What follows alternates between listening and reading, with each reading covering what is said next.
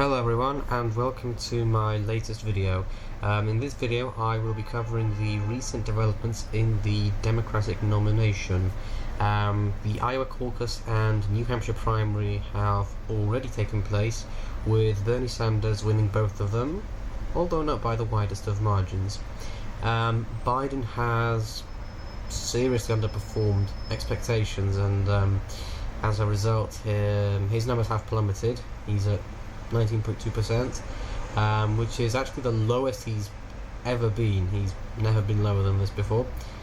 Sanders is leading by 4.4% nationwide, and if we have a look in some states that will be coming up soon, we can see that Sanders leads by 3% in Nevada, which is the next state up, and he leads by 4.8% in the state of California. Biden does lead by 5.3% in Texas and 6.5% in South Carolina. It is worth mentioning, however, that the momentum, I think, is it's with the Sanders campaign. Biden's dropping.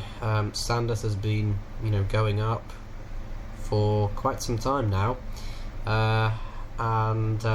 well, I think the only real way for Biden to recover this at this point would be to win very, very big in South Carolina and Texas, the two states that he's leading in. This would have to be more than 6.5 and 5.3. This would have to be a very, very solid victory, I think. Otherwise, I think he's in trouble. Sanders winning in Nevada would be, which is what the polls suggest right now, would be a pretty big blow for the Biden campaign. But like I said, if Biden's able to win big in the South, then maybe he could just about hold on, at least for now, for the time being. If Biden, however, fails to deliver in the South, well, then that could actually end his campaign, if you think about it. If we have a look at the states that will have been done by then, you will have had Iowa in the sort of middle of the country here. You will have had New Hampshire in the northeast, California and Nevada in the west, in the west round here, and Texas and South Carolina in the south. And well, if Biden's not doing very well in any of those areas, then well, he hasn't really got anywhere else to go. You've pretty much exhausted all your options very early on, and you do have to remember that there is this sort of tug of war of sorts in the Democratic Party between the progressives and the moderates. Now, where the moderate loses and the progressive wins, that's obviously a victory for the progressive wing.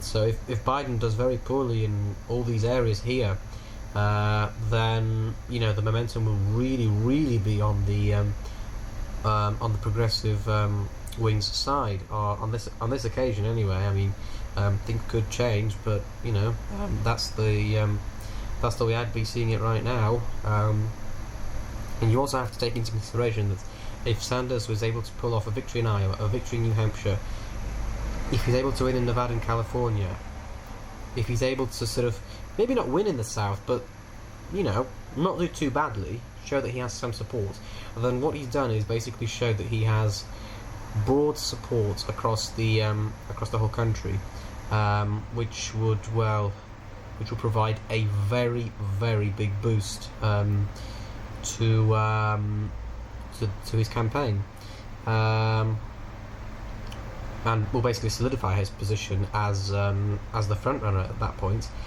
Some people are saying that Sanders' performance is already warranting a front runner status, but I think if Sanders will be able to pull off a victory in Nevada, then that would be pretty critical, I think. The polls do show him ahead by 3%, But it's also worth mentioning that Sanders actually lost Nevada in 2016.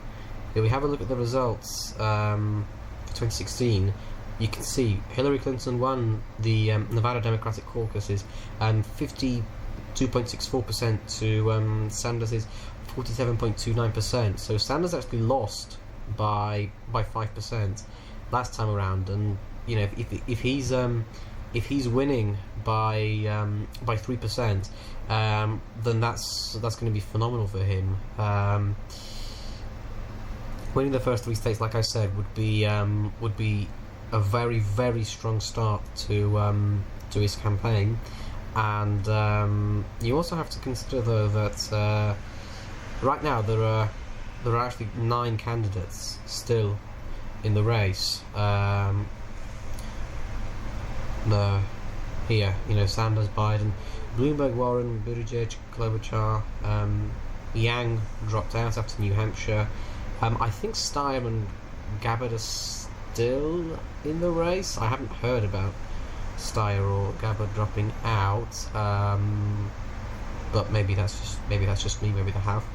But as far as I'm concerned, there's still 8 candidates in the race, which is well, it's actually quite a lot. And you know, if one of these candidates does drop out, then you know the votes that they would have picked up will obviously go somewhere, and that, you know, that could have a big impact on the candidate's position in a given state. I mean, if you have a look at these results, 23, 19, 14, they're not that far apart from each other, really. So 1 or 2 candidates dropping out could completely change this, and you know, well, completely redraw the chart. But we won't have to wait for that for very long, because if candidates do quite poorly in the contests so far, I do think they will be dropping out quite soon. I'm not sure who's going to drop out next. I'm not going to take a guess. But some people will start dropping out relatively soon if they can see that their campaign is pretty dead in the water, I guess, that there's no real pathway for them to get to the nomination.